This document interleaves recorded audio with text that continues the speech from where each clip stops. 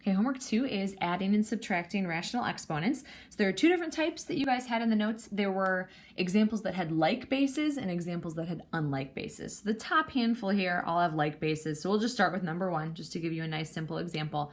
So step 1 is to rewrite using a common denominator. You don't have to do this first step if they already have like bases.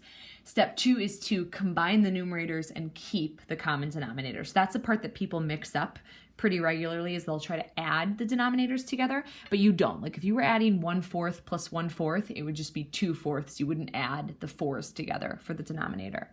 So here you would just add the two pieces together in the numerator. You'll have like terms that you can combine. So anything that is a like term, combine. Everything that is not a like term, you don't. So this one, since these are both w cubes, you can add them together. So 9w cubed, 3w cubed, you add those together, you get 12w cubed, and then the denominator is that common denominator, 2w to the 5th. That's step 2. Once you've done that, you move on to our third and final step, which is to simplify the remaining expression.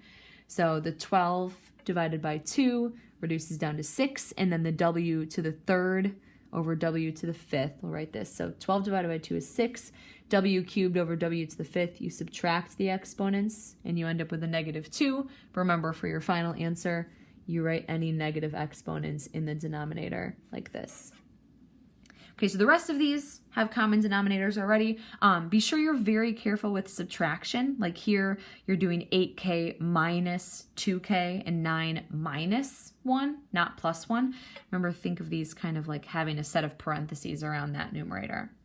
All right, so let's look for one that has not common. So the rest of these on the first page and then on to the second page do not have a common denominator. Let's do number 12. I just want to do a subtraction one to make sure we're careful with that. So the first step is to rewrite using a common denominator. So in order to do that, part of that first step is going to be factoring the denominators that you started off with. So this one, we have a 2x minus 5. There's no GCF there. It's not a quadratic, so that one doesn't factor down at all. This denominator, the 4x squared minus 25, no GCF, but it is the difference of squares. All right, so 4x squared minus 25, you start with 2x times 2x, and then the minus 25 would be a minus 5 and a plus 5. All right, so that's taking this denominator and factoring it down so you can replace that other denominator. Now, getting a common denominator means that the two pieces have to have the exact same factors in the denominator. So notice they both right now have a 2x minus 5, but since this one has a 2x plus 5, you have to multiply in a 2x plus 5 to this one. That way they match. So we will have 2x plus 5 over 2x plus 5, and then that way, once everything's simplified, the denominators are the exact same, and then you'll be able to combine them up. All right, so let's rewrite that left piece. So 2x plus 5 times x. That means that you will be distributing. For right now, I'm going to leave my denominator in its factored form, just in case. Okay, and then minus 4x plus 15 over that same common denominator, even though it's written in a different order. Okay, so that was step 1, just to make sure that you can write them with the same denominator. Step 2 was to combine the numerators and keep the common denominator.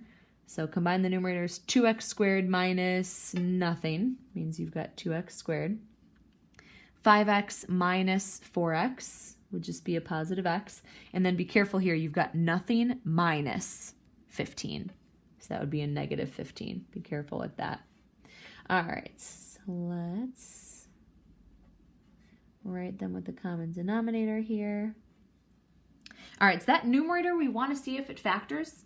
So we can check a little slide divide just to see if we're going to be able to factor that down. Okay, so I am going to do little side work here for that numerator. So we're going to just slide divide that 2. So x squared plus x minus 30. We'll see if that factors down. So we have x times x. The minus 30 and then adding to a positive x would be a positive 6 and a negative 5. So it does factor down. Now just make sure you finish it off by dividing by that 2. Okay, so I'm going to rewrite that numerator. So the 6 over 2 reduces down to 3, so that would be an x plus 3. This one, since it doesn't reduce, you slide the 2 back over. So that slides back in front of the x, and you do have a 2x minus 5 that's going to match a 2x minus 5 that you had from the denominator already. So you do always want to see if there's anything you can do to reduce that numerator down, because you might have something that can cancel out, just like the last lesson. All right, so final answer, we have x plus 3 over 2x plus 5. I'll say it every time. Remember, you can only cancel things that are monomials or entire binomials like these ones. So there's nothing individually that you can reduce down there.